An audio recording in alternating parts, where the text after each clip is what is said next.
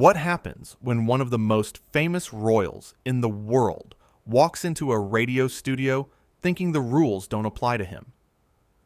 In just 38 seconds of one comment, a prince's arrogance would turn a friendly interview into the most explosive meltdown in talk show history.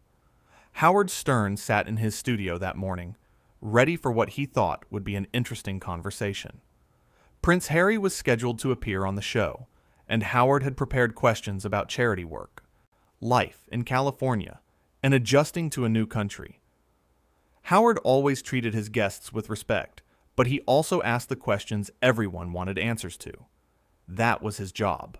That was why people listened. Harry walked into the studio with an energy that immediately felt off. He didn't shake Howard's hand when offered. He sat down in the guest chair and looked around the room like he was inspecting it, like he was deciding whether it was good enough for him. "Welcome to the show," Howard said warmly, trying to start things on a positive note. "Thanks for coming in. We've been looking forward to talking with you." Harry nodded, but didn't smile. "Let's just get through this," he said.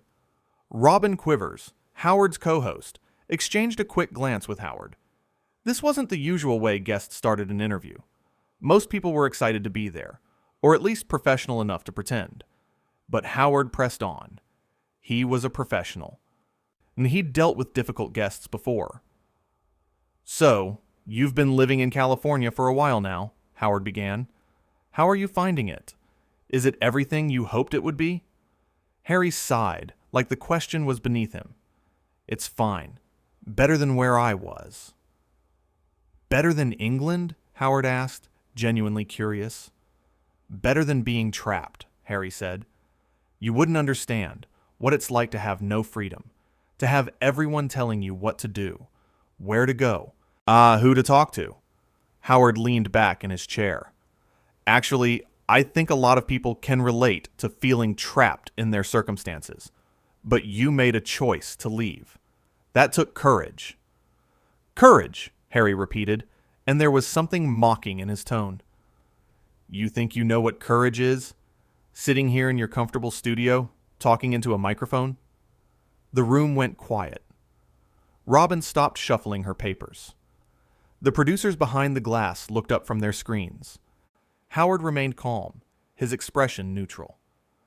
"I'm just trying to have a conversation," Howard said evenly. "If there's something else you'd rather talk about, we can do that." Harry leaned forward. "What I'd rather do is not be questioned by someone who makes a living gossiping about people's lives." Howard's eyebrows raised slightly, but his voice stayed measured. "I've been doing this for over 40 years. I interview people. I ask questions. That's the job. You agreed to come on the show?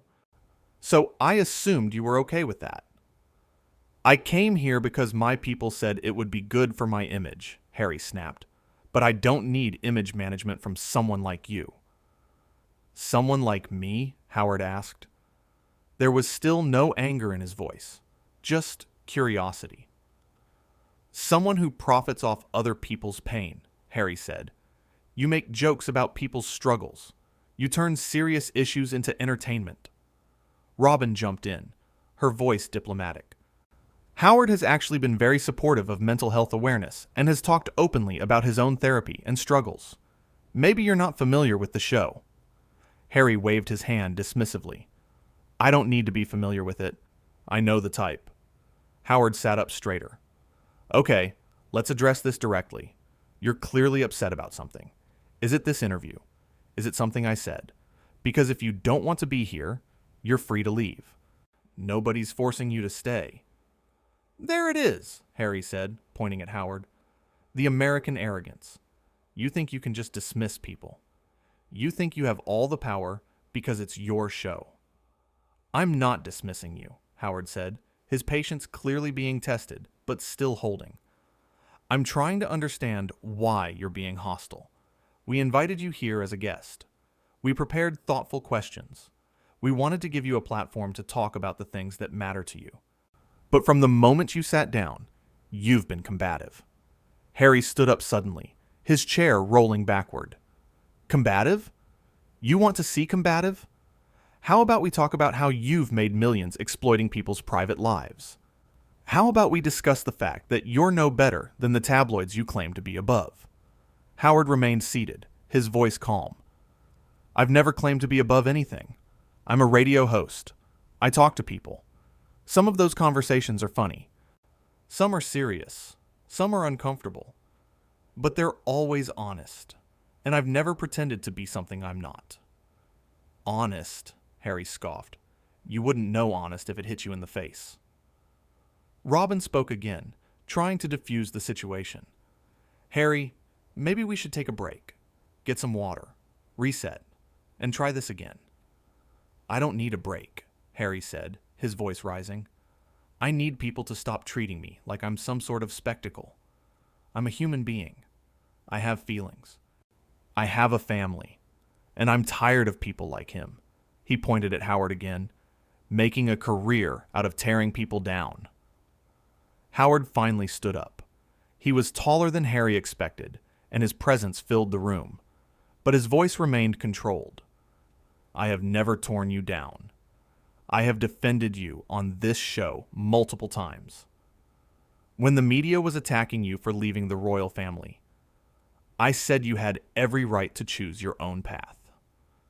When people criticized your wife, I said she deserved respect and privacy. I've been on your side. Harry's face reddened. You don't get to be on my side. You don't know me. You don't know what I've been through. You're right. I don't, Howard said. That's why I invited you here. To tell your story in your own words. But instead of doing that, you've spent the last 10 minutes insulting me and my show. Because you deserve it, Harry shot back. All of you media people are the same. You pretend to care, but you just want the story. You just want the drama. Howard walked around his desk, moving closer to Harry, but not in a threatening way. Let me tell you something. I've interviewed presidents, criminals, celebrities, and regular people who've never been on radio before. And you know what they all had in common? They showed up ready to have a real conversation. They didn't walk in with an attitude. They didn't assume I was the enemy. You came in here with your mind already made up about who I am, and you didn't give this interview a chance. I gave it a chance, Harry said, but his voice was less certain now. No, you didn't, Howard said firmly. You walked in here looking for a fight. And I don't know if that's because you're angry at the media in general, or if something else is going on in your life, but I'm not your punching bag. Harry's jaw clenched. You think you can talk to me like that? Do you know who I am? And there it was, the moment that would define the entire interview. 4 words that revealed everything. Howard stared at him for a long moment. Yeah, I know who you are. You're a guy who left his family because you wanted privacy and freedom, and now you're on a radio show being broadcast to millions of people.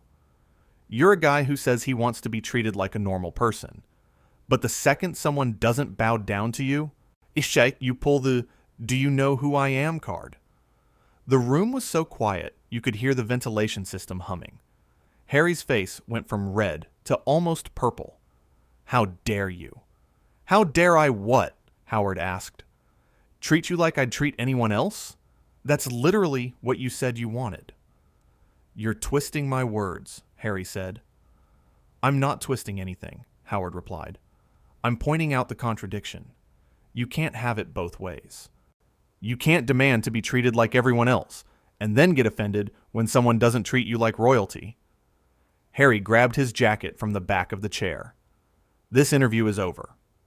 You're right, it is, Howard said. Because I'm ending it.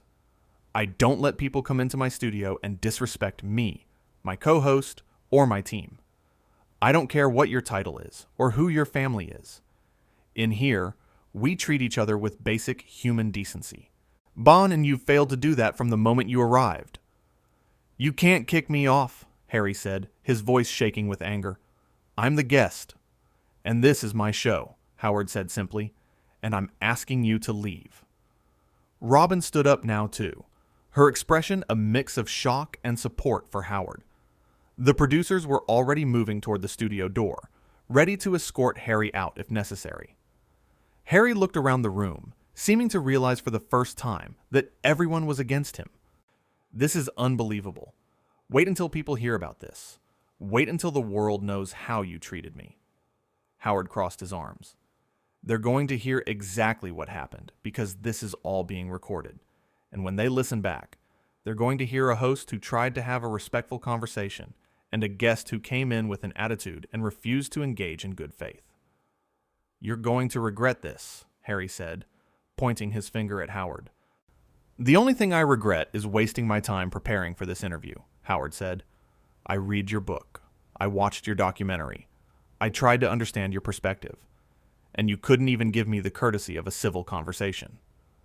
Harry moved toward the door, then turned back. You know what your problem is. You think you're so important. You think your show matters. But in 10 years, nobody's going to remember you. So nobody's going to care about Howard Stern. Howard didn't flinch. Maybe you're right, but at least I'll know I treated people with respect. I'll know I did my job with integrity. Can you say the same? That last question hung in the air like a challenge. Harry's mouth opened like he wanted to say something, but nothing came out. He grabbed the door handle and yanked it open. Wait, Robin said suddenly. Before you go, I just want to say one thing. Harry paused, half in and half out of the doorway. We really did want this to go well, Robin continued. We weren't trying to ambush you or make you look bad. We were genuinely interested in your story. And I'm sorry it ended this way. For a brief second, something flickered across Harry's face. Maybe it was regret. Maybe it was realization. But it disappeared as quickly as it came. Save your apologies, he muttered, and walked out, letting the door slam behind him. The studio stayed silent for several long seconds. Howard walked back to his chair and sat down heavily. Robin returned to her seat. The producers slowly came back to their positions. Well, Howard finally said into the microphone, that was something. Robin let out a breath she'd been holding. I've been doing this show for decades, and I've never seen anything like that. Neither have I, Howard admitted, and I've seen a lot. He leaned toward the microphone, addressing the audience directly. For those listening who might have just tuned in, Prince Harry just walked off the show. Or, more accurately, I asked him to leave. And before anyone thinks this was some sort of publicity stunt or planned drama, it wasn't. That was real. That just happened. Robin nodded. He came in angry, from the very first moment. I tried, Howard said, and there was genuine frustration in his voice. I really tried to have a normal conversation. I had questions about his charity work, about adjusting to life in America, about fatherhood. I wanted to talk about the positive things he's doing, but he wouldn't let it happen. He seemed to have already decided you were the enemy, Robin observed. That's exactly right, Howard agreed. And I think that's the sad part.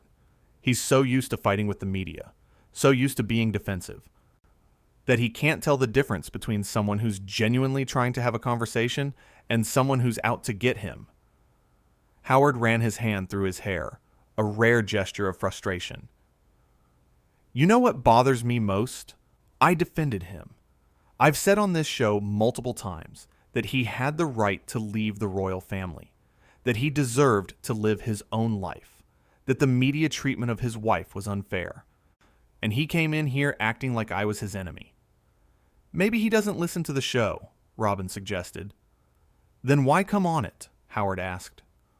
Why agree to do an interview on a show you've never listened to, with a host you know nothing about, and then get mad when it doesn't go the way you imagined? It was a fair question, one without an easy answer. And that line, Howard continued, shaking his head, do you know who I am? That tells you everything you need to know. For all his talk about wanting to be normal, about wanting to be treated like everyone else, when push comes to shove, he still thinks his title makes him special. Robin was quiet for a moment before speaking. I actually felt a little sorry for him at the end there, when he said that about nobody remembering you in 10 years. That seemed like such a desperate attempt to hurt you. Howard shrugged. He might be right. Maybe in 10 years, nobody will remember this show, or me. But that doesn't change what happened here today. That doesn't change the fact that he came into our studio, disrespected us, and then tried to play the victim when he got called out on it. Do you think he'll talk about this publicly? Robin asked. Probably, Howard said, and he'll probably spin it to make himself look like the victim. He'll say I ambushed him, or asked inappropriate questions or something. But we have the recording. Anyone who wants to know what really happened can listen to it. Howard leaned back in his chair, looking tired. You know, I've had difficult interviews before. I've had people walk out. I've had arguments with guests.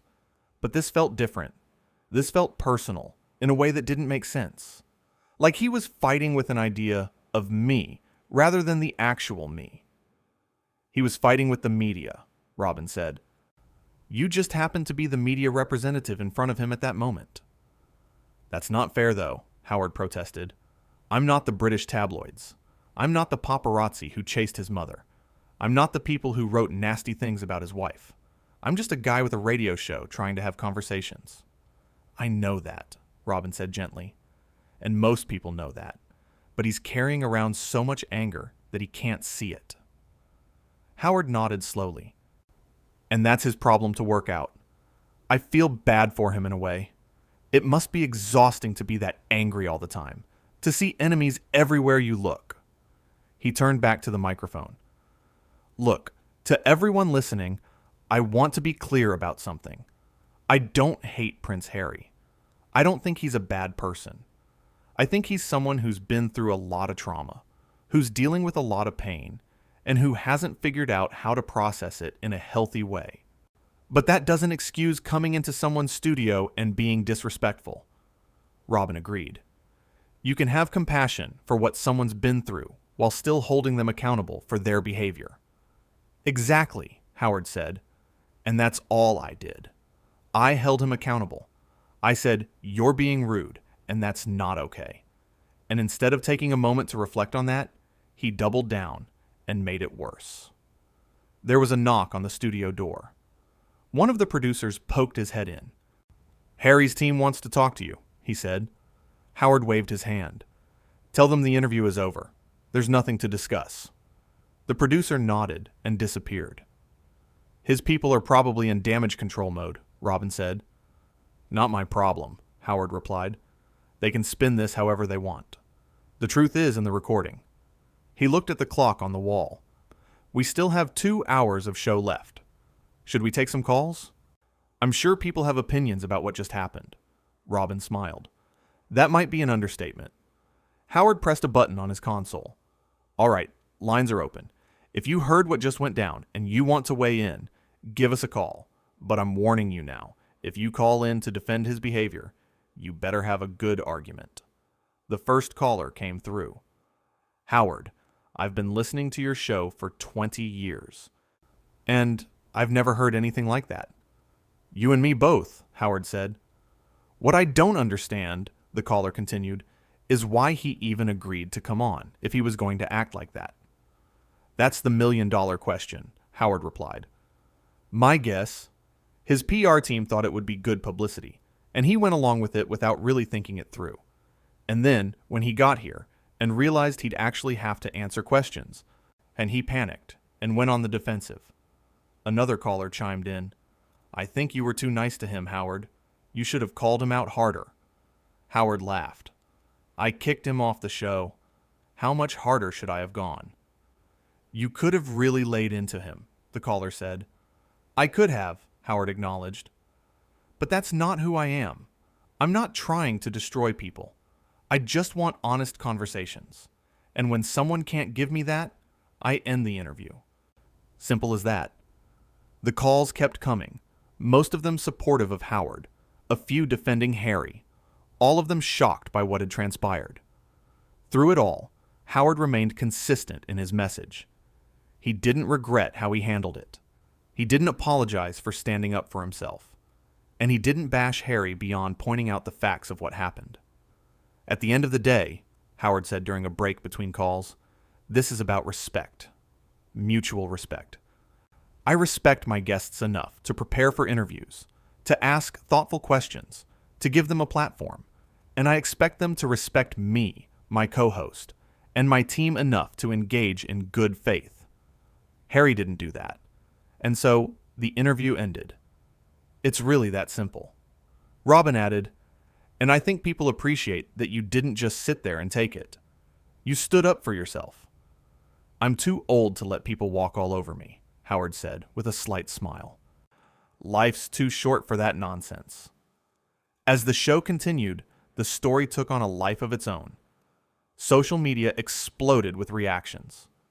Some people praised Howard for not giving special treatment to a prince. Others criticized him for being disrespectful to a guest, but everyone was talking about it. Back in the studio, Howard seemed unfazed by the controversy brewing outside. He took more calls, discussed other topics, played some music, and generally continued with the show as if nothing unusual had happened. You seem pretty calm about all this, Robin observed during another break. Howard shrugged. What's there to be upset about? I did my job. I tried to have a good interview. The guest was difficult. I ended it. Done. Moving on. Not everyone can move on that easily, Robin said. That's because most people care too much about what others think, Howard replied. I know what happened in that room. I know I conducted myself professionally. I know I gave him every opportunity to have a good conversation. He chose not to take it. That's on him, not me. It was this confidence, this certainty in his own actions, that made Howard who he was.